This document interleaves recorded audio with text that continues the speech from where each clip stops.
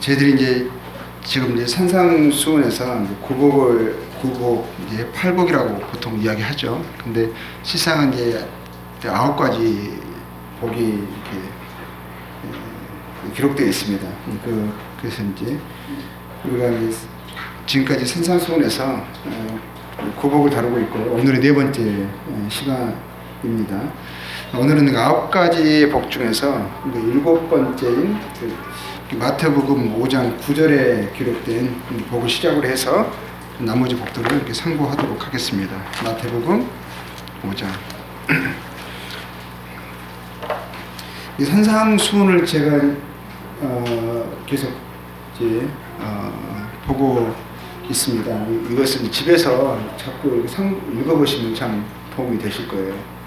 잘 읽어보시고 또 기억하시고, 그래서 우리 삶 가운데서 또 우리 생각 가운데서 이 말씀이 적용되어지고 또 저희를 주장할 수 있는 그런 말씀을 드렸으면 좋겠습니다. 5장 9절, 이제 저희들이 이제 9가지 복 중에서 7번째 이제 5장 9절에 기록된 복을 시작으로 나머지 복들을 저희들이 상고하겠습니다. 5장 9절에 보면 화평하게 하는 자는 복이 있나니 그들이 하나님의 아들이라 일컬음을 받을 것이니요, 라고 기록이 되어 있습니다. 화평하게 하는 자가 복이 있는 것은 그들이 하나님의 아들이라 일컬음을 받기 때문이라고 합니다. 그렇죠? 화평하는 자가 복이 있는 것은 그들이 하나님의 아들이라 일컬음을 받기 때문에 화평하는 자가 복이 있다라고 지금 이렇게 기록되어 있고, 그렇게 인식이 되어집니다. 그러나 이 말씀은요, 하나님의 아들이라 일컬음 받기 위해서는 화평하게 하는 자로 살아야 한다는 그런 의미가 아니에요.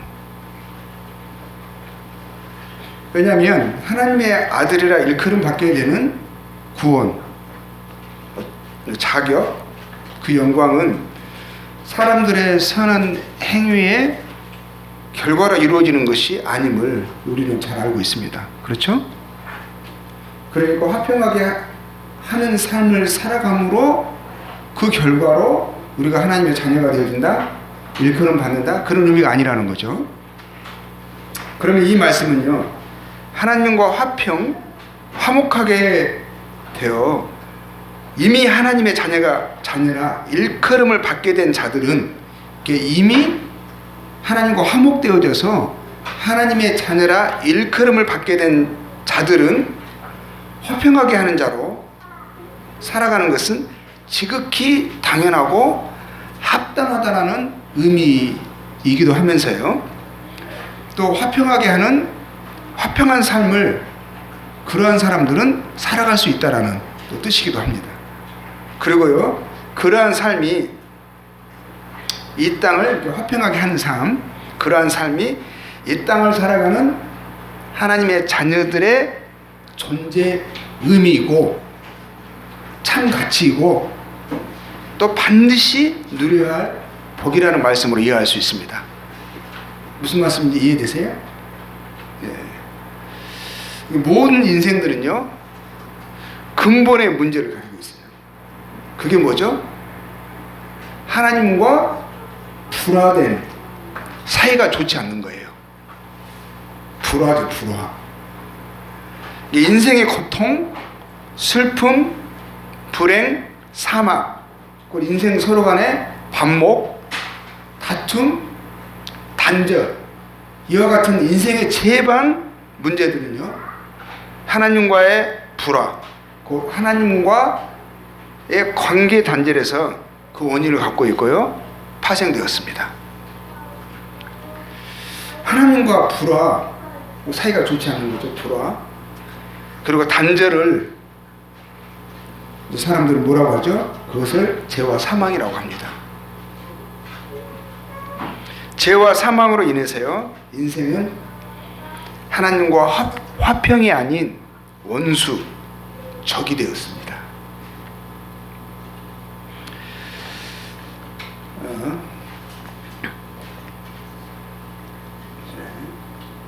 이사야서 59장 2절 말씀 보면은요, 이런 말씀이 있어요. 오직 너희 죄악이 너희와 너희 하나님 사이를 갈라놓았고, 갈라놓았다고 되어 있죠. 갈라놓았다. 뭐가요? 인생의 죄악이, 인생의 죄가 사람과 하나님 사이를 어떻게 했다라고요? 갈라놓았다라는 거예요. 단절되었다, 분리되었다, 사이가 어긋났다, 이런 뜻이죠. 너희 죄가 그 얼굴을 가리어서 너희에게서 듣지 않으시게 함이니라. 하나님과 사람 사이가요, 사람의 죄로 인하여서 이 관계가 깨진 거예요. 사이가 갈라선 거예요. 하나님과 사람 사이가요, 좋지 않는 불화의 상태가 되어진 것입니다. 그리고요, 로마서 12장 말씀에는 이런 말씀이 있어요. 그러므로 한 사람으로 말미암아, 한 사람은 인간의 첫 조상 아담을 이야기하는 것이죠. 아담에게서 모든 사람이 태어나게 된 거죠. 존재하게 된 거죠. 시작된 것이죠. 한 사람으로 말미암아 죄가 세상에 들어오고, 죄로 말미암아 사망이 들어왔어요. 이와 같이 아담만 죄를 지은 것이 아니라 아담의 후손으로 태어난 모든 사람이 뭐라고 되어 있죠?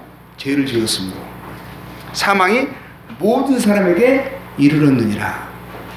죄와 사망, 인간의 근본 문제죠. 죄로 인하여 사망이 왔습니다. 사망은요, 1차적인 의미는, 근본적인 의미는 하나님에 대하여 죽었다라는 의미예요. 하나님으로부터 분리됐다. 하나님과 사이가 끊어졌다. 생명의 근원이신 하나님에게서 잘리워졌다. 죽었다라는 의미죠. 자, 그리고 골로새서 1장 21절 말씀 보면 이런 말씀이 있어요. 악한 행실로 멀리 떠나. 악한 행실로 멀리 떠났다는 것은 모든 사람이 죄를 범하였음에 그랬잖아요. 사망이 모든 사람에게 이르렀다고 했죠. 금방 누마서에서. 여기서 보니까 악한 행실로 떠나, 이게 죄와 사망이죠. 뭐에서부터 떠났죠? 하나님에게서 떠난 거죠. 그리고 마음으로 원수가 되었다. 하나님과 원수의 관계가 된 거예요. 하나님의 적이 된 거예요. 하나님의 적편에, 하나님의 원수편에, 하나님의 대적편에 인생이 선 거죠. 그래서 요한복음 8장 34절에는 뭐라고 기록되어 있습니까? 죄를 범하는 자마다 죄의 종이다. 그렇죠. 근데 모든 사람이 죄를 범했어요.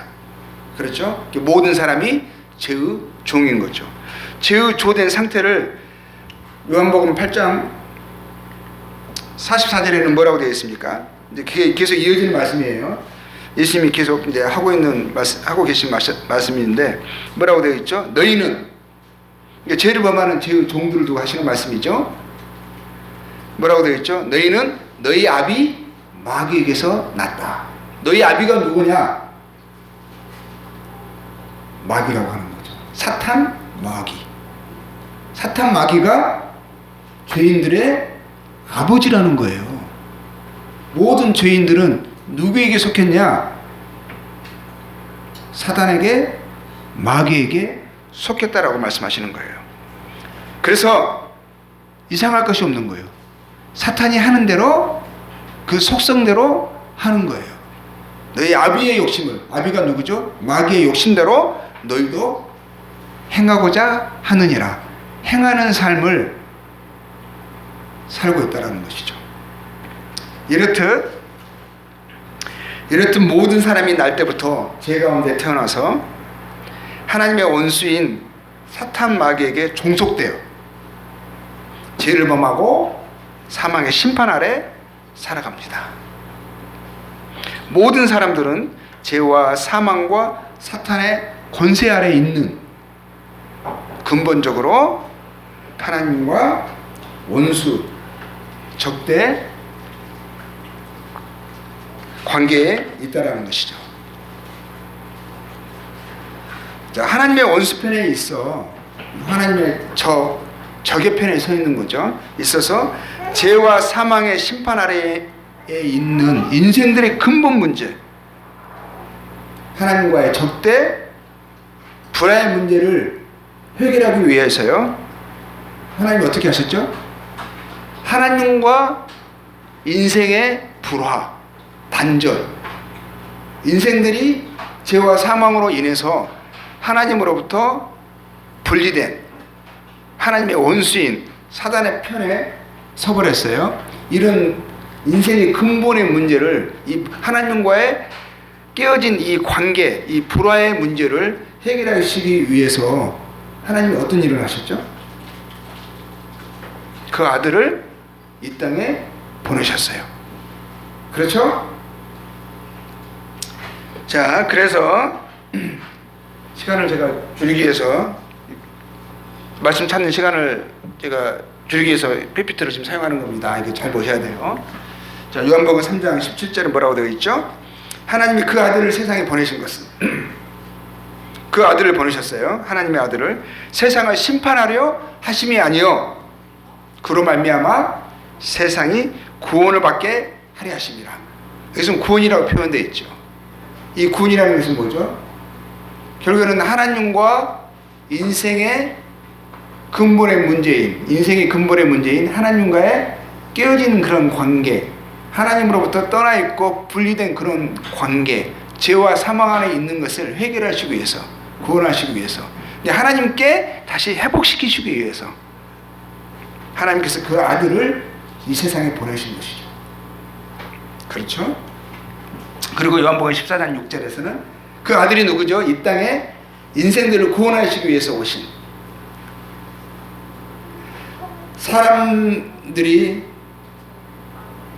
죄의 종이고 마귀의 자식들로서 하나님과의 대적 가운데 그 상태에 있는데, 그것들을 해결하시기 위해서 하나님께서 그 아들을 보내셨어요. 그 아들이 누구죠? 예수님이시죠. 예수님께서 그래서 이렇게 말씀하시는 거예요. 내가 곧 길이요 진리요 생명이니 나를 말미암지 않고는 뭐라고 그러셨죠? 아버지께로 올 자가 없느니라. 하나님께서 그 아들을 이 땅에 보내셔서 불화의 관계 가운데 있는 인생들을 하나님께 다시 회복시키기를 원하셨어요. 그것 때문에 아들이 오셨고, 그것 때문에 하나님 아버지께서 그 아들을 이 땅에 보내셨어요. 그래서 로마서 5장 10절에는 곧 우리가 원수 되었을 때, 그렇죠, 원수 되었을 때죠. 하나님으로부터 원수 되었을 때에, 죄와 사망으로 인해서 죽어 있을 때에, 사단에 속한 자가 되어 있을 때에, 원수 되었을 때에 그의 아들의 죽으심으로, 예수 그리스도의 죽으심으로 말미암아 뭐라고 되어 있죠?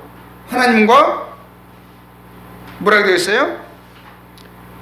화목하게 되었은즉, 화평하게 되었다라는 의미예요. 그렇죠? 아까 우리 마태복음 5장 9절 말씀 봤잖아요. 화평하게 하는 자는 복이 있나니 그들이 하나님의 아들이라 일컬음을 받을 것이요 그러셨어요. 곧 그 아들의 죽으심으로, 하나님의 아들의 죽으심으로 우리가 어떻게 하나님과 화평하게 되어진 거예요. 되었은즉, 그 뭐라고 말씀하시죠?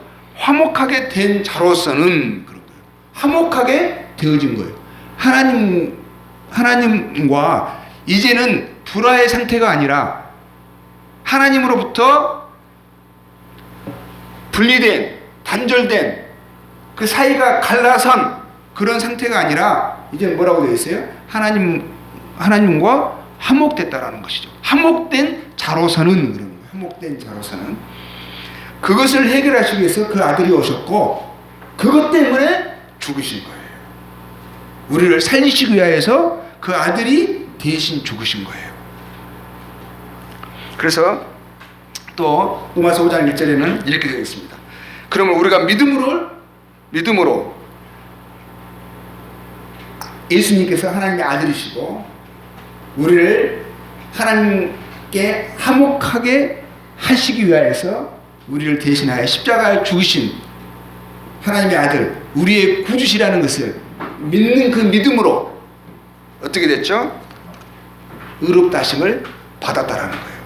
하나님 보실 때 죄 없는 자로, 흠없고 책망할 것이 없는 자로 그 아들의 죽으심으로 우리가 거저 죄 없다 하심, 의롭다 하심을 우리가 받은 거예요.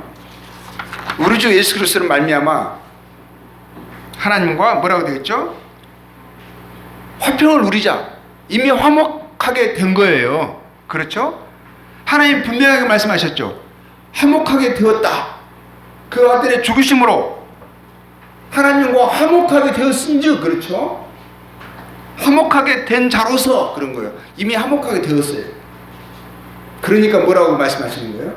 그것을 믿고 그 화평을 누리자, 누려라 하시는 거예요. 우리는 이미 하나님과 화평한 자가 되었습니다. 골로새서 1장 19절 22절을 말씀에서는 아버지께서는 모든 충만으로 예수 안에 거하게 하시고, 모든 충만으로 예수 안에 거하게 하시고, 예수님이 육체로 이 땅에 오셨는데 그 육체 안에 하나님의 모든 신성이요 충만히 거했습니다. 그분이 하나님이셨어요. 하나님이 인생의 육체로 이 땅에 오셨어요. 그분이 예수 그리스도이십니다. 예수 안에 거하게 하시고 그의 십자가의 피로, 십자가에서 우리 죄인들을 위하여 흘리신, 대신 죽으신 그 피로, 그 죽으심으로 뭐라고 되어 있죠? 화평을 이루사. 우리의 선한 행위로 하나님과 화목하게 되어진 게 아니에요. 화목을 이룰 수 있는 게 아니에요. 그분의 죽으심으로, 그것을 믿는 믿음으로 인생이 하나님과 화목하게 되어질 수 있습니다. 화평을 이루사. 뭐라고 되어 있죠? 그리고 전에 이제 화평하게 된 자들을 이야기하시는 거예요. 전에는 그 상태가 어땠느냐? 전에는 악한 행실로 멀리 떠나 마음으로 원수가 되었던 너희를 이제는 화목하게 되었으니까 이제는 그의 육체의 죽음으로 말미암아 뭐라고 되어 있어요? 화목하게 하사. 화목하게 되어졌다라는 거예요. 그리고 이제는 그 화평을 누려라, 주장해라, 이렇게 하시는 거죠. 화평하게 하는 일은요, 화평하게 하는 일은, 하나님과 화평하게 하는 일은요, 하나님의 아들만이 하실 수 있는 일이에요. 하나님의 아들 예수 그리스도께서 죄인들을 하나님과 화목하게 하셨습니다. 죄인들에게 가장 절실하고 어려운 것이 뭐겠어요? 가장 절실한 필요, 그러면서도 가장 어려운 것, 이루어질 수 없는 불가능한 것이 있어요. 그게 뭔지 아세요? 하나님과의 화평이죠. 어떻게 거룩하신 하나님과 화목할 수가 있겠어요? 이것은 불가능한, 있을 수 없는 일이에요. 그런데 예수 그리스도께서요, 기적을 이루셨어요. 가장 거리가 먼, 도저히 좁혀질 수 없는 하나님과 죄인의 그 사이를,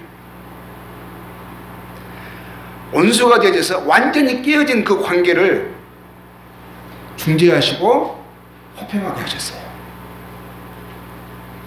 하나님과 화평하게 된 사람들은 이제요, 하나님과 화평하게 된 사람들은 이제 사람과 사람 사이에 모든 막힌담이 허물어졌습니다.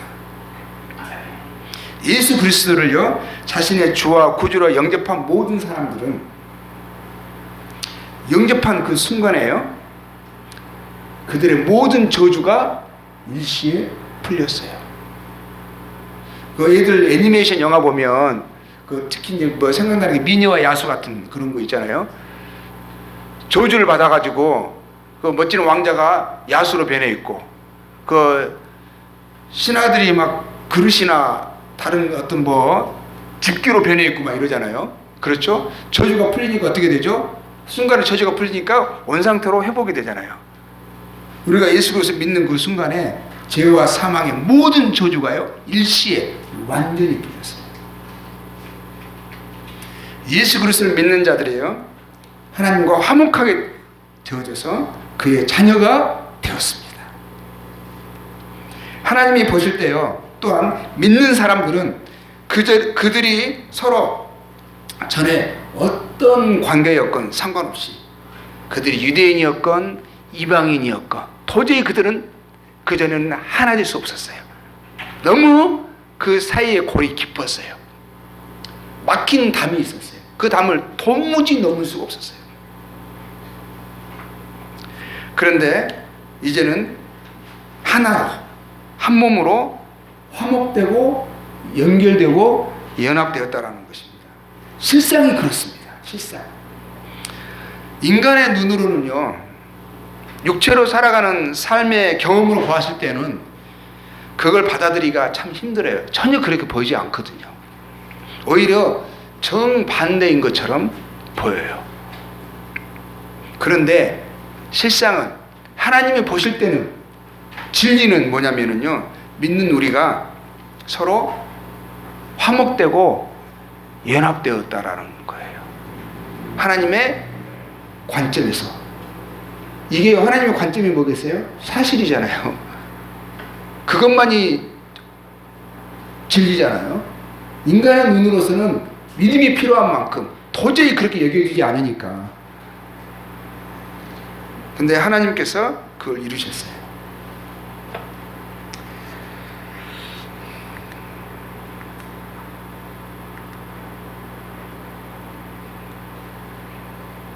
잠깐만요.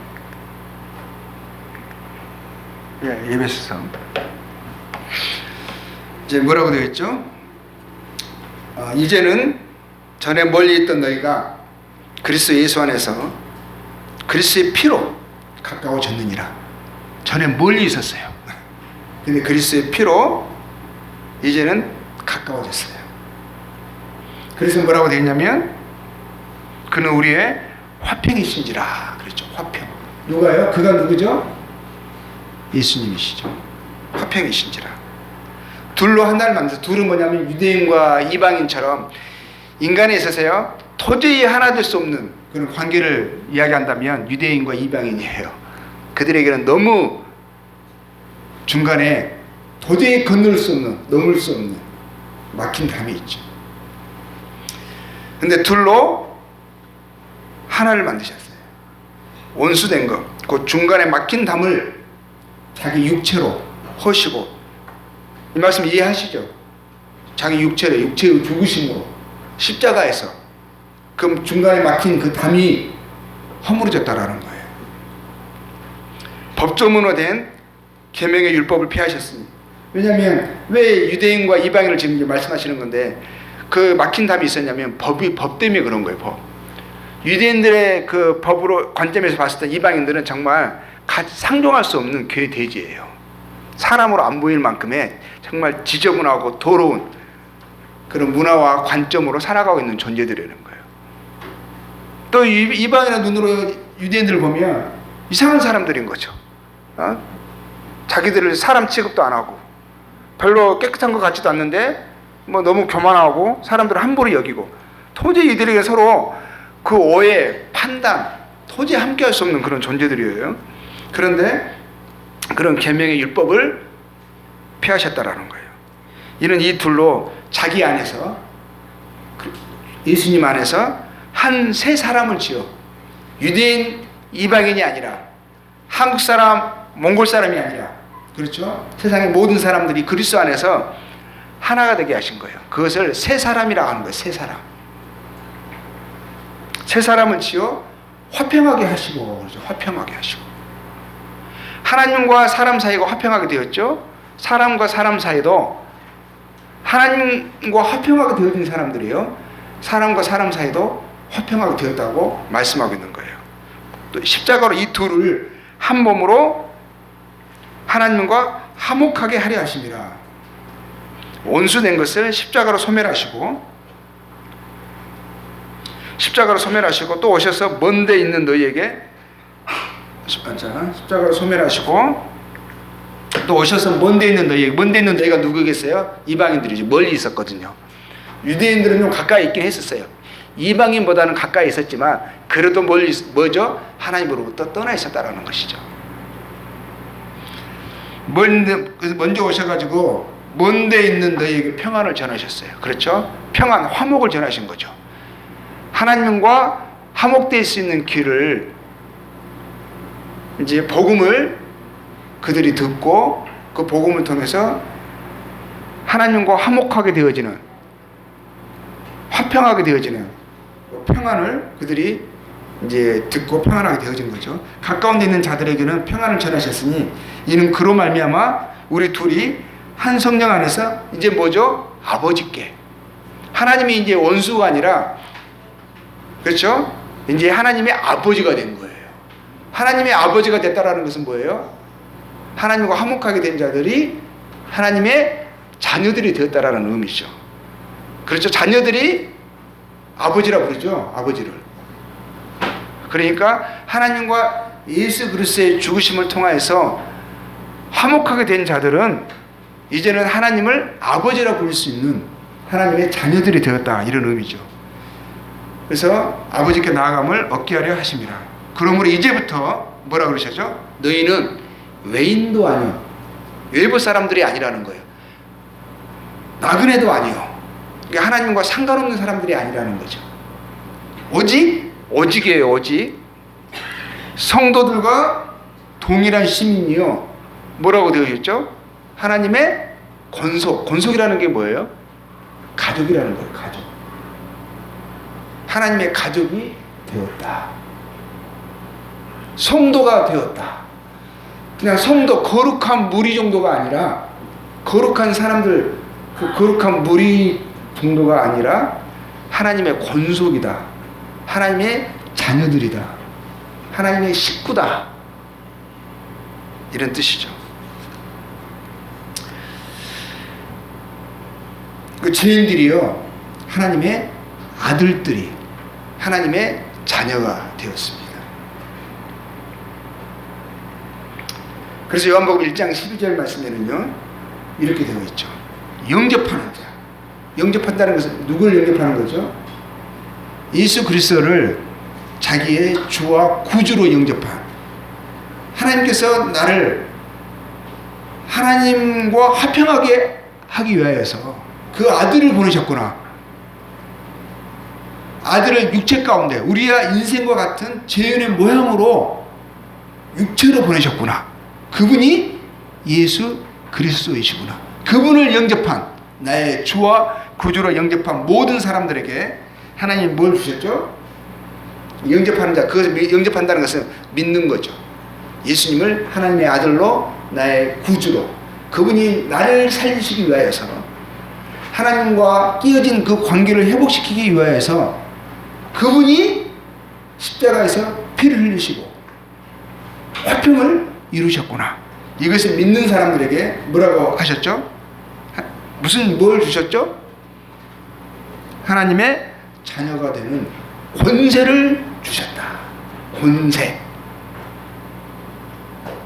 합법적으로 주장할 수 있는, 당당하게 주장할 수 있는 법적인 자격을 주신 거예요. 합법적인 자격을 주신 거예요. 하나님의 자녀가 되는 권세를 주셨다. 하나님이 말씀하시는 거예요. 엄청난 거예요. 하나님의 자녀가 되는 권세를 받았다? 하나님이 주신 그 권세를 누가 감히 무효화시킬 수 있겠어요? 갈라디아서 3장 26절에는 너희가 다 믿음으로 말미암아 그리스도 예수 안에서 뭐라고 되어 있죠? 하나님의 아들이 되었으니.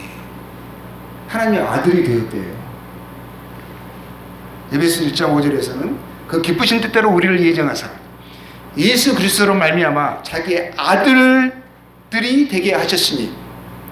예수님을 믿는 사람들, 예수님을 자기의 주와 구주로 영접한 모든 사람들은요, 하나님이 뭐라고 말씀하세요? 하나님의 아들들이 되었대요. 하나님의 자녀가 되었대요. 요한일서 3장 1절에는 보라, 아버지께서, 이제 아버지라 그러시죠? 하나님을 아버지께서 어떠한 사랑을 우리에게 베푸사 하나님의 자녀라, 일컬음을 받게 하셨는가?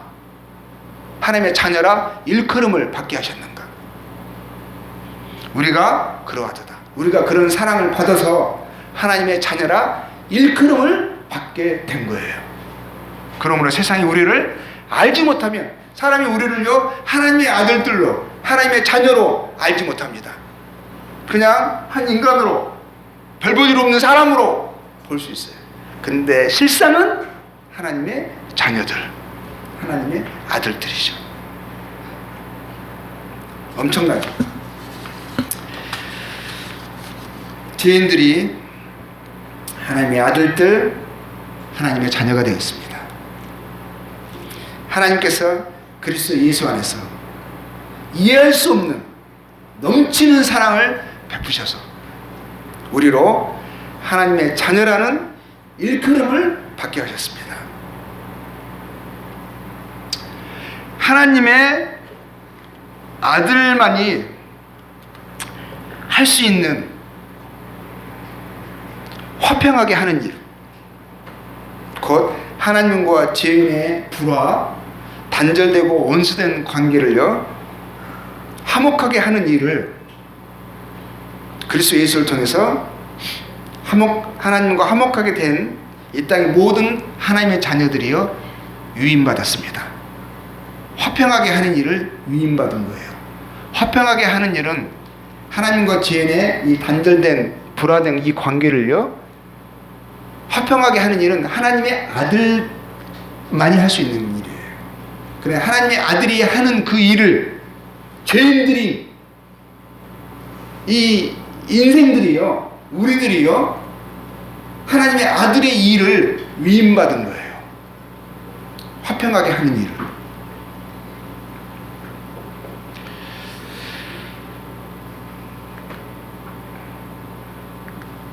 고린도후서 5장 17절 20절에 이런 말씀이 있습니다. 그런즉 그리스도 안에 있으면, 누구든지 그리스도 안에 있으면, 그렇죠? 누구든지예요. 그 사람들이 유대인이건 이방인이건 문명인이건 아니면 정글 속에 있는 야만인이건 상관없이 사람이라면 누구든지요 그리스도 안에 있으면 새로운 피조물이라. 새 사람이죠. 새 사람. 이전 것은 지나갔으니 보라 새 것이 되었도다. 모든 것이 하나님께로서 났으며 그가 그리스도로 말미암아 우리를 자기와 화목하게 하시고, 그렇죠? 자기와 화목하게 하시고 또 우리에게 화목하게 하는 직분을 주셨으니, 화목하게 하는 직분을 우리가 받은 걸 압니까? 우리가, 하나님께서 우리에게 무슨 직분을 주셨냐면요 하나님의 아들이 할 수 있는 일을 하는 그러한 직분을 우리에게 주셨어요. 그 직분은 뭐죠? 화목하게 하는 거죠. 곧 하나님께서 그리스도 안에 계시사 세상을 자기와 화목하게 하시며 그들의 죄를 그들에게 돌리지 아니하셨죠. 그렇죠? 하나님께서 그리스도 안에서 그 일을 이루셨잖아요. 근데 그 일을 우리에게 막 부탁하셨어요. 뭘 부탁하셨죠? 화목하게 하는 직분을 주시고 화목하게 하는 말씀을 우리에게 부탁하셨어요.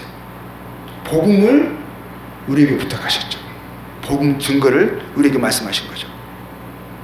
그러므로 우리가 그리스도를 대신하여 사신이 되어, 사신이라는 것은 뭐예요? 대사예요. 대사. 그렇죠? 사신이 되어 하나님이 우리를 통하여 너희를 권면하신 것 같이, 사람도 우리의 말을 듣지만 실상은 뭐냐? 하나님의 권면을 우리를 통해서 듣고 있는 거예요. 뭐라고 말하죠? 너희는 하나님과 화목하라. 우리는 화목을 전하는, 하나님과의 화평을 전하는 대사들이죠. 전령들이죠. 그래서 마가복음 16장 15절에 이미 하나님과 화목하게 된 자들에게 이렇게 말씀하시죠. 너희는 온 천하에 다니며 만민에게 복음을 전파하라. 복음이 화목하게 하는 말씀이죠. 그 말씀을 이미 하나님과 화목하게 된 자들에게 부탁하신 거예요. 마태복음 28장 19절 20절에는 분명히 말씀하셨죠. 너희는 가서 모든 민족을 제자로 삼아 아버지와 아들과 성령의 이름으로 진리를 베풀고 내가 너에게 분부한 모든 것을 가르쳐 지키게 하라.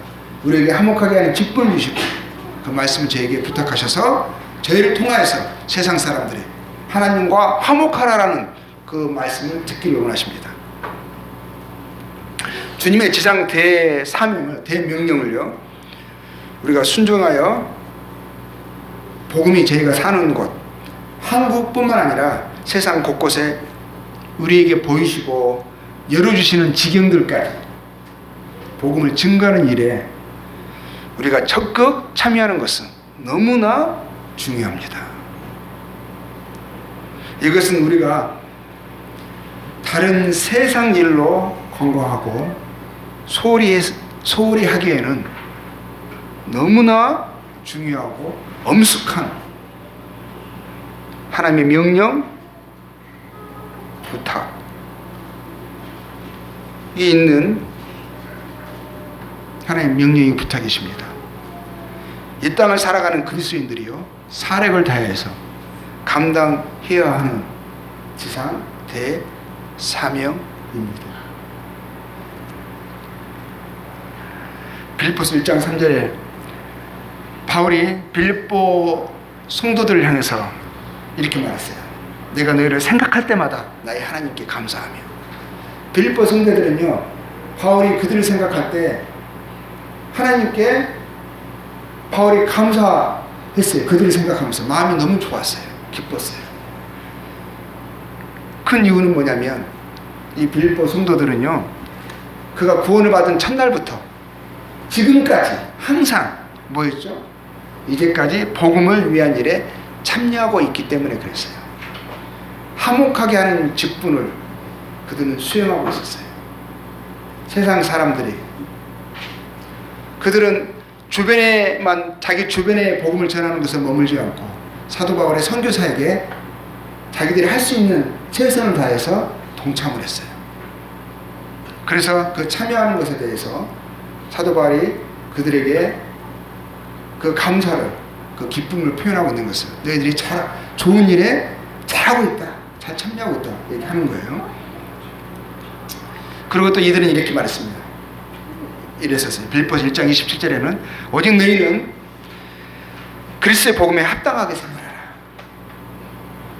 이는 내가 너희에게 가보나 떠나 있으나 너희가 한 마음으로 서서 한 뜻으로 복음의 신앙을 위하여 협력하는 것과, 자, 그들이 그 일을 계속적으로 이루고 진행할 것을 그들에게 당부하는 것을 보게 됩니다. 항상 누가 보든 보지 않든. 그런데 우리가 여기서 생각해야 될 부분은요, 복음은요 입술로만 증거하는 것이 아니에요. 복음은 지식, 정보 전달 이상이에요. 화평하게 하는 자는 복이 있나니, 그 말씀이 의미하고 있는 것은요, 화평의 행위는 죄인들을 하나님과 화목하게 하기 위해 복음을 증거하는 그 전도와 선교적 측면만을 말하는 것이 아니라는 거예요. 그것이 포함되어 있긴 합니다. 포함되어 있어요. 중요한 요소를 차지합니다. 그렇지만 더 실제적이고 원래적인 의미는 하나님과 화평하게 된, 하나님의 자녀에 어울리는 합당한, 하나님이 그 자녀들에게 부탁하신 삶의 방식, 가치관, 행실, 성품, 인격을 의미하고 있어요. 단순히 복음 증거만을 말하는 게 아니라는 거예요. 복음 증거는 포함되는 것이지 그게 모든 것이 전부가 아니라는 거예요. 복음 증거하고 있으니까 나는 이 말씀을 순종하고 있어라고 생각하는 것은 착각인 거예요. 이것은 전인격적인 거예요. 전인격적인 거. 빌립보서 2장 27절 말씀처럼요, 그리스도의 복음의 신앙에 합당한 생각, 내면, 언행, 생활 등 곧 복음의 신앙이 우리의 전 인격과 삶에 미치고 주장하고 그에 따른 행실, 열매를 나타내는 복음에 합당한 삶, 복음의 신앙을 이야기하고 있습니다. 산상수훈의 구법 가운데요, 하나인 화평하게 하는 자는 여타 다른 복들처럼요 서로 연결되어 있습니다. 서로가 서로를 보완하고 협력하고 깊이 연관되어 있어요. 구별되어 있는 게 아니라는 거예요. 산상수훈의 구복은 골라받는 복이 아니에요. 곧 어떤 복은 나와 상관이 있지만 어떤 복은 없는 것이 아니라, 상관없는 것이 아니라, 그래서 어떤 것은 치사하고 치사 선택하는 그런 것이 아니라, 이 산상수훈의 9가지 이 복은 있잖아요, 함께 추구해야 하는 전인격적인 거예요. 하나를 소홀히 하거나 무엇 하나가 부족하면 다른 것들에 영향을 미치게 되어 있습니다. 구복은요, 이 9가지 복은요, 주 예수님의 성품, 속성이에요. 이 땅에서 그분이 육체로 사셨던 삶의 원리고요, 방식이에요. 그러기에 이 9가지 복은요, 인생의 참된 행복의 원리요, 가치요, 하나님이 기뻐하시는 삶의 방식임을 믿고 그렇게 살아가게 될 때, 그 사람은 내면에서부터 시작해서요, 이 내면 마음에서부터 시작해서 내면과의 행실이, 언행이요, 하나님의 아들로서, 하나님의 아들 우리 주 예수 그리스도를 닮아가는 그 복음에 합당한 삶을 살아가게 됩니다. 화평하게 하는 자는 하나님과 화평하게 된 자임을, 그래서 그 마음에 참된 평화가 이루어진 자임을 무엇을 통해서 나타내죠? 선한 행실을 통해서 나타내게 되어 있습니다. 하나님과 화평하게 되어진 자들은요, 이웃과의 화평을 중요한 가치로 여깁니다. 사람을 존중하고 사랑합니다. 우리 마태복음 5장, 지금 마태복음 5장 우리 보고 있잖아요. 거기 5장 16절 보겠습니다. 5장 16절. 거기는 마태복음 같이 펼쳐 있는 곳이니까 같이 보겠습니다. 5장 16절 뭐라고 되어 있죠? 이같이 너희 빛이 사람 앞에 비치게 하여 그들로 너의 착한 행실을 보고 하늘에 계신 너희 아버지께 영광을 돌리게 하라, 이라고 되어 있습니다. 그들의 삶과 인격이요, 하나님과 화평하게 된 관계를 알려주는 빛의 역할이 뭐죠? 착한 행실이에요. 입술로 복음을 증거할 기회를 얻기 위해 관계를 형성하고 기회를 찾지만 무엇보다 뭐죠? 인격, 성품, 행실이요, 하나님과 그들의 관계를 증거합니다. 사람과의 관계를 중요시합니다. 그리고 하나님을 경외하고 하나님 앞에 살아가기를 힘쓰는, 그의 마음을, 우리의 마음을 보시는 하나님을 인식하기에 마음의 청결을 중요하게 여깁니다. 그래서 하나님께서 믿음과 착한 양심을 가지라 하신 대로 양심을 통해서도 신호주시고 지적하시고 인도하신다고 믿기에 뭐죠? 양심을 중요하게 여깁니다. 육신을 가진 존재이기에 우리가 실수와 허물 없이 살아갈 수는 없어요. 어쩌면 그건 불가능할지 모릅니다. 그렇지만 알면서 고의로 행하지 않습니다. 그렇게 하는 것을 두려워해요. 언제든 양심이 자각을 줄 때 그것을 간과하지 않습니다. 마태복음 5장 23절 24절 읽겠습니다. 그러면 너의 예물을 제단에 드리려다가 거기서 네 형제에게 원망 들을 만한 일이 있는 것이 생각나거든. 양심에 자각이 있는 거예요. 그렇죠? 근데 그것을 간과하지 않죠. 소홀히 하지 않죠. 오히려 예배보다 중요하게 생각하죠. 주일날 와서 예배 드리는 이 예배보다도요, 일상의 예배, 그 양심의 청결을요, 예배처럼, 아니 더 중요하게 여기는 것을 보게 돼요. 종교적인 삶을 이야기하는 것이 아니에요. 우리의 전인격적인 복음에 합당한 생활, 복음의 신앙을 이야기하는 거예요. 24절 뭐라고 되어 있어요? 예물을 제단 앞에 두고 먼저 가서 형제와 화목하고 그러죠. 그 후에 와서 예물을 드리라 하시죠. 하나님과 화평하게 된 자들은요, 원수까지도 사랑할 만큼 마음의 넓이가 커졌습니다.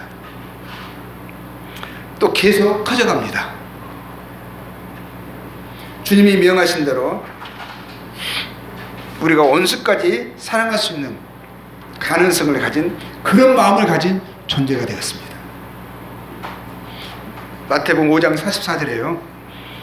나는 너희에게 이르더니 너희 원수를 사랑하며, 예전에는요 가장 가까운 이웃, 가족마저도 사랑할 수 없는 존재였었어요. 그렇죠? 근데 이제는 뭐죠? 원수마저도, 원수까지도 사랑할 수 있는 넓은 마음을 가진 자가 되었어요. 그 마음이 갈수록 커져갑니다. 너희를 박해하는 자를 위하여 기도하라 하셨어요. 로마서 12장 17절 18절의 말씀 있죠. 아무에게도 악을 악으로 갚지 말고 모든 사람 앞에서 선한 일을 도모하라. 할 수 있거든. 너희로서는 모든 사람과 더불어 화목하라. 모든 사람과 더불어 할 수 있거든. 그러신 거예요. 우리가 먼저, 이 말은요, 우리가 먼저 화평을 깨는 주체가 되어서는 안 된다라는 거예요. 물론 화목을 위해서요, 선을 희생할 수는 없어요. 그렇죠? 화목이 1차적인 우선순위가 될 수는 없어요. 선한 행실이요, 우리의 삶의 특징이 되어야 합니다. 선한 행실 가운데 우리는 할 수 있거든. 모든 가능한 영역에서 모든 사람과 더불어 화목하게 지내고, 하나님과 화목된 자들은요, 하나님과 화목된 자들로 우리 안에 참된 평화와 기쁨과 소망이 이루어진 것을 그들로 알게 되므로, 그들이 알게 되므로 그들도 우리처럼 하나님과 화목하게 되는 그런 일이 일어났으면 좋겠습니다. 우리는 그것을 소원합니다. 그것이 하나님의 자녀들이 이 땅에서 육신으로 살아가는 이유입니다. 또한 하나님 아버지께서 우리를 이 땅에 잠시 머물게 하시는 이유이기도 합니다. 우리가 이 땅에 이 이유 때문에 살아가는 거예요. 자, 10절, 5장 10절. 오늘 한 가지 복을 봤는데 벌써 시간이 많이 흘러버렸네요. 10절, 5장 10절. 10절은 뭐라요? 의를 위하여 박해를 받은 자는 복이 있나니 천국이 그들의 것입니다. 우리는 이 복에 대해서는 지난 시간 6절, 의에 줄이고 목마른 자는 복이 있나니 그들이 배부를 것이며 살펴볼 때 함께 선고했습니다. 의에 줄이고 목마른 선한 추구와 열망은 선한 내면, 행실, 존재, 인격이 되어지고, 그 의로운 행실로 인해 박해를 받는 데까지 나아가는 복에 대해서 우리는 이미 살펴보았습니다. 의로운 행실로 인해서요, 의를 위하여 박해를 받는 것은 이상한 일이 아니에요. 의를 위하여 박해를 받는 것은 의로운 행실, 그러한 삶으로 인해 외부로부터 받는 손실, 고난, 그 박해만을 의미하지 않습니다. 이것은 또한요, 의를 위하여 박해, 어려움, 손실, 고난을 자처하고 감당하는 것을 또한 포함합니다. 외부로부터 그냥 환경적으로, 외부의 사람들로 의해서 그냥 오는 것만을 의미하지 않는다는 거예요. 내가 자발적으로 참여하는 것도 포함되는 거예요. 자, 마태복음 5장 29절 보겠습니다. 29절 보면은요, 만일 네 오른 눈이 너로 실족하게 하거든 빼어넣어 버리라. 그렇죠? 네 백체 중 하나가 없어지고 온몸이 지옥에 던져지지 않는 것이 유익하며, 30절에 또한 만일 네 오른손이 너를 실족하게 하거든 찍어내 버리라 그랬어요. 이것은 거룩을요 위해서 오른눈을 빼버리고 오른손을 찍어버리래요. 눈이 한 눈이 없고요, 한 손이 잘려지면 어떻게 됩니까? 그런 사람들은 뭐라 그러죠? 장애자라고 그러죠. 장애. 불편한 거예요. 그로 인해서 삶에서 많은 어려움들을, 불편을, 손실을, 가난을 감당해야 할 수 있어요. 그렇죠? 근데 무엇 때문에 그것을 자초하라고 하는 거죠? 이것은 무엇 때문에 그것을 자발적으로 이루라고 하는 거죠? 선한 행실, 거룩을 위해서. 그것이 더 우선된다라고 하는 거예요. 이것은 외부로부터 오는 박해가 아니죠. 압력이 아니죠. 내가 의를 위하여서 박해받는 삶을, 의로운 행실, 삶을 스스로 자발적으로 감당하는 것을 이야기하는 거예요. 이것은 내면과 행실의 거룩, 그 주 예수님을 닮아가는 삶을 살기 위해서, 의를 위하여 살기 위해 장애, 손실, 불편, 가난, 업신여김을 자처하고 선택하는 삶으로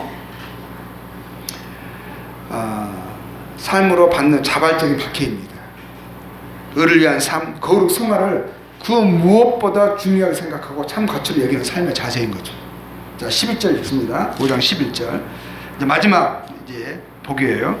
나로 말미암아 너희를 욕하고 박해하고 거짓으로 너희를 거슬러 모든 악한 말을 할 때에는 너희에게 복이 있나니 기뻐하고 즐거워라. 하늘에서 너희의 상이 큼이라. 너희 전에 있던 선지자들도 이같이 박해하였느니라 하였습니다. 세상은요, 주 예수님을 믿고 따르는 자들의 무엇 때문에, 왜 거절하고 욕하고 박해합니까? 첫 번째는요, 왜 그러냐면 세상에서요, 이 하나님의 아들들이, 자녀들이요, 세상에서 택함받고 세상에 속하지 아니하였기 때문에 그래요. 자, 이 말씀은요, 이 세상은요 악한 자에게 속해 있습니다. 그래서요, 그들이요 주 예수님을 미워하고 배척했죠. 자,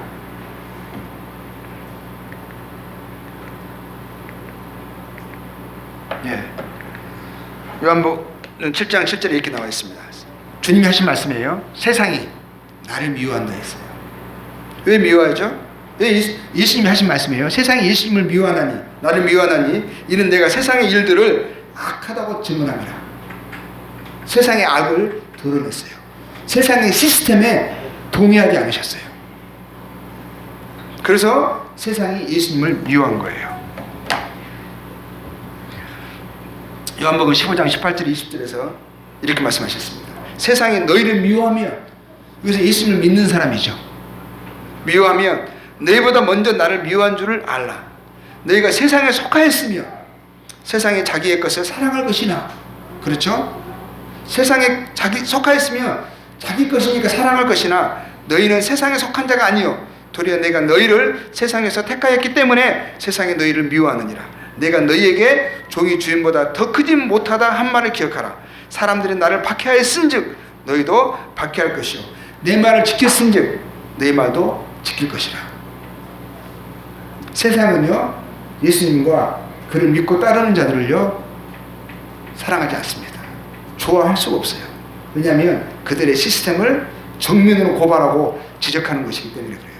악하다고 증언하는 그러한 삶으로 인해서요 세상은 결코 예수님을 환영하지 않습니다. 둘로 나눠지게 되어 있어요. 박해하든지 따르든지 중간지대는 없어요. 요한복음 17장 14절 이렇게 말씀하시죠. 내가 아버지의 말씀을 그들에게 주었사오매. 우리가 세상에 속하지 않는 삶을 산다면, 아버지의 말씀을 받은 것으로 끝나지 않고 그 말씀이 나의 삶을 주장하게 하고 그 말씀을 따라서 살아간다면, 나의 생각과 삶에 직접적인 영향을 행사한다면 세상이 그들을 미워하여 싸우니 미워하게 됩니다. 미움을 받게 되어 있어요. 이는 내가 세상에 속하지 아니함 같이 그들도 세상에 속하지 아니함으로 인함이니라. 세상에 속하지 아니한 삶을 살면 세상은 우리를요 미워하고 거절하게 되고 있어요. 불편하게 생각합니다. 두 번째는요, 왜 예수님을 믿고 따르는 자들은 세상이 거절합니까? 두 번째는 야고보 4장 4절을 한번 더 구해보겠습니다. 가늠한 여인들이여 세상과 벗된 것이 하나님과 원수됨을 알지 못하느냐. 그런지 누구든지 세상과 벗이 되고자 하는 자는 스스로 하나님과 원수되는 것이냐, 세상과 버치된다. 세상의 시스템을, 세상의 가치를 동조하고 따르는 거죠. 그것에 대해서 아무런 불평과 어려움을 느끼지 않는 거죠. 모르는 사이에 동화되어 버렸어요. 세상 사람들이 추구하는 그 가치와 복을 쫓기 위해서 살아갑니다. 그런 상태는 뭐라고 그러죠? 세상과 버치된 상태라고 말하는 거죠. 하나님은 세상과 원수예요. 세상은 하나님을 거절하고 하나님도 세상을 거절합니다. 결코 화목될 수 없는 관계예요. 근데 하나님과 화목된 자들이 세상과 벗된 그런 모습으로 살아간다? 이거는 맞지 않는 거예요. 있을 수 없는 일들을 하고 있는 것이죠. 그래서 그러한 것을 뭐라고 말해요? 간음하고 있다라고 말하는 거예요. 간음. 정상적인 상태가 아닌 거죠. 가치관이 간음하고 있습니다. 간음된 가치관, 간음된 내면, 그 행실로 살아가고 있는 거예요. 반드시 돌이켜야 합니다. 베드로전서 4장 3절 4절은 이렇게 말씀하고 있어요. 너희가 음란과 정욕과 술 취함과 방탕과 향락과 무법한 우상 숭배를 하여 이방인의 뜻을 따라 행한 것은 지나간 때로 족하도다 그랬어요. 지나간 때로 족하도다. 이러므로 너희가 그들과 함께 그런 극한 방탕에 다름질하지 아니하는 것을 그들이 이상히 여겨 비방하나. 그전에는 그들과 함께 있었어요. 그렇죠? 근데 이제는 하나님과 화목된 자가 되었어요. 세상은 하나님과 벗이 될 수 없어요. 친구가 될 수 없어요. 근데 우리가 이제는 세상에서 나와서 사단에게 벗어나서 하나님께 속한 자가 되었고 하나님과 화목된 자가 되었어요. 그러니까 그건 뭐예요? 세상과 원수된 지금 관계 가운데 있게 된 거예요. 그래서 이제는 세상의 즐거움이라고 말하는 세상의 복을 우리가 쫓아가지 않는 상태가 되었습니다. 그러니까 그들이요 우리를 불편하게 여기고, 예전에는 우리가 함께 했는데 지금은 왜 이렇게 하느냐고 하면서요 이상히 여기고 불편하게 여기고 비방하고 박해하는 것이죠. 이것 때문에 우리는 예수 믿는 사람들은요 여러 어려움을 겪습니다. 또 하나는 우리들 증거하는 것 때문에 그렇죠. 고린도후서 2장 15절 말씀 16절에 우리는 구원받는 자들에게나 망하는 자들에게나 하나님 앞에서 그리스도의 향기니, 그리스도의 향기, 그리스도의 향기를 드러내는 삶, 이런 삶을 살게 되면요 이 사람에게는 사망으로부터 사망에 이르는 냄새. 왜냐하면 그들의 삶의 방식을 우리가 동조하지 않고 오히려 그것을 어둠이라고 말하고 그 악을 증언하기 때문에 그들이 그것에 대해서 싫어하고 미워하고 불편한 거죠. 우리는 사망이라고 말하거든요. 우리는 지옥이 있다라고 말하거든요. 죽으면 끝이 아니라고 말을 합니다. 이러한 삶의 방식이 하나님으로부터 분리됐고 그에 대한 형벌은 영원한 죽음이라고, 사단에 속한 자로 하나님으로부터 완전히 분리될 것을 이야기할 때 그들이 싫어하는 거예요. 그래서 사망에 이르는 냄새라고 하는 거예요. 우리가 가까이 있으면 그거 싫은 거예요. 우리는 그것을 증언해 주니까요. 복음을 증거하는 삶, 입술로 우리의 선한 행실로 우리는 이 땅에 살아가나 이 땅에 속하지 않는 삶의 모습을 나타내야만 그들에게 사망에 이르는 냄새가 나는 거예요. 근데 어떤 자들에게는 뭐죠? 생명으로부터 생명에 이르는 냄새. 구원받을 자들을 그것을 보면서 애통해하는 사람들은 그걸 보면서요 생명 얻는 향기를 맡습니다. 우리는 고린도전서 1장 23절에는 우리는 십자가에 못 박힌 그리스도를 전하니, 그렇죠? 십자가에 못 박힌 그리스도. 십자가에 못 박히면 죽은 것으로 끝나잖아요. 실패한 것 같잖아요. 근데 우리는 그의 실패가 아님을 압니다. 우리는 그 이후에 부활을 전하잖아요. 승천을 전하잖아요. 영광을 전하잖아요. 그래서 그들에게는 유대인들에 거리끼는 것이요 이방인들에게는 미련한 것이죠. 이방인들은 관점이 세상이거든요. 세상에서 잘 먹고 잘 살고 세상에 누리는 복을 진짜 복으로 여기며 살아가는데 우리는 그것이 참된 복이 아니라 라고 말하는 거죠. 그러니까 그들은 불편한 거예요. 베드로전서 4장 13절에 이렇게 말씀하고 있습니다. 너희가 열심으로 선을 행하며 누가 너희를 헤아리요. 9절에 베드로전서 4장 9절에 이런 말씀이 있어요. 악을 악으로 욕을 욕으로 갚지 말고 도리어 복을 빌라. 우리 예전에는 선도 악으로 갚았죠. 근데 지금은 악을 악으로 욕을 욕으로 갚지 말래요. 도리어 복을 빌래요. 이를 위하여 너희가 부르심을 받았으니 이는 복을 이어받게 하심이라. 이렇게 선을 열심으로 행하면 일반적으로는 어떻게 되죠? 해방을 받거나 회의를 받지 않죠. 그러나 어떤 이들은요 선을 악으로 갚습니다. 그래서 이런 일들이 일어나는 거예요. 그러나 의를 위하여 고난을 받으면 의로운 행위를 선한 행실을 했는데도 고난을 받는 거예요. 복 있는 자니 그들이 두려워하는 것을 두려워하지 말며 근심하지 말고 너희 마음에 그리스도를 주로 삼아 거룩하게 하고 너희 속에 있는 소망에 관한 이유, 소망 때문에 이렇게 살아가는 거예요. 악을 악으로 욕을 욕으로 갚지 않는 거예요. 소망이 무슨 소망이죠? 영광의 소망, 하늘 소망이죠. 묻는 자들에게는 그 세상이 이해할 수 없는 거예요. 그래서 신기한 거예요. 궁금한 거예요. 그래서 묻는 자들이 있습니다. 그런 자들에게 우리가 항상 준비하되 온유와 두려움을 하고 선한 양심을 가지라. 이는 그리스도 안에 있는 너희의 선행을 욕하는 자들로 그들이 오해하고 판단하고 여러 가지 것으로 욕할 수 있어요. 근데 그 비방하는 일 우리가 양심적으로 그렇게 하는 거거든요. 정말 믿어서 그렇게 하는 거거든요. 그래서 그 비방하는 일에 부끄러움을 당하게 하려 함이라. 그리고 마태복음 5장 11절에 이렇게 되어 있죠. 모든 악한 말을 할 때 너희에게 복이 있다 그랬죠. 복은 주님을 쫓아가는 삶의 모습과 자세, 행실, 증거의 삶으로 인해 욕, 박해, 거스름, 악한 말을 들을 때에 오히려 뭐라고 말씀하고 있죠? 그게 복이다 라고 하시는 거예요. 이것이 징계가 아니고 화가 아니고 애매한 고난이 아니고 뭐라고 그러시는 거예요? 실제는 복이다 그러는 거예요. 고난에 박해에 욕에 탈을 쓴 진정한 복이다 이렇게 말씀하시는 거예요. 이것을 우리가 믿어야 해요. 이것을 항상 기억해야 합니다. 낙심하고 이러한 일들이 우리에게 일어날 때 낙심하고 혼돈할 것이 아니라 1차적인 반응은 낙심이죠. 그러니까 우리가 주를 위하여 살았는데 의를 위하여 살았는데 왜 이러한 일이 우리에게 일어나는 것인가? 1차적인 반응은 낙심이에요. 그렇지만 그때 생각해야 되는 것입니다. 이것이 행복이구나.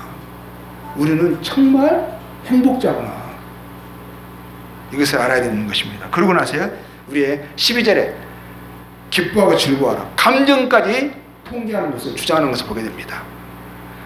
이런 감정이 오기를 기다리는 것이 아니라 상황이 나의 감정을 만드는 것이 아니라 하나님의 약속의 말씀이 뭐죠?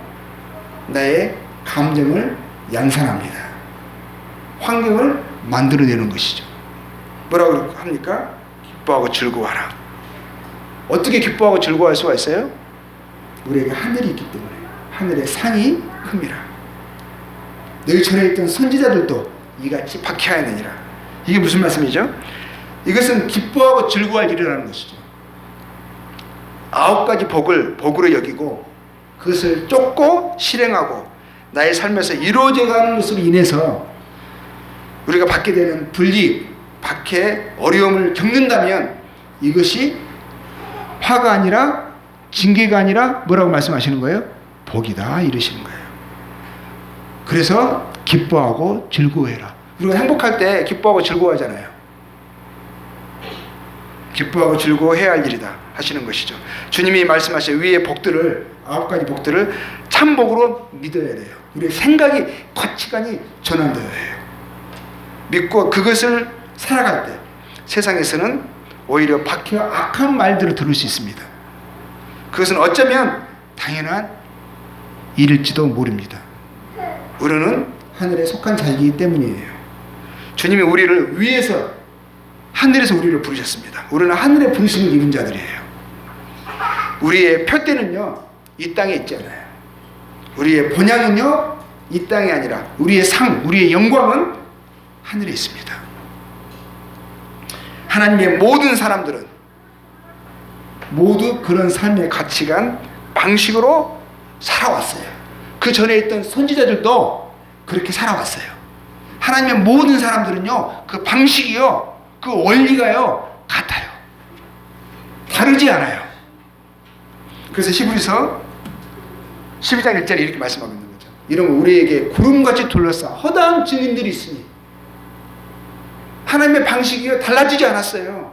하나님의 사람들이요, 다른 방식으로 살아갔던 게 아니라는 거예요. 모든 사람들에게요, 똑같이 적용되는 원리였었어요. 허다한 증인들이 있다라는 거예요. 모든 무거운 것과 얽매기 쉬운 것, 죄를 벗어버리고 인내로서 우리 앞에 당한 경주를 경주하며. 지금 사람들이 은혜의 시대라고요, 착각, 혼돈하고 있어요. 지금은 하나님의 방식이요, 원리가 달라진 것처럼 방종한 가운데 살아가고 있어요. 그렇지 않다라는 거예요.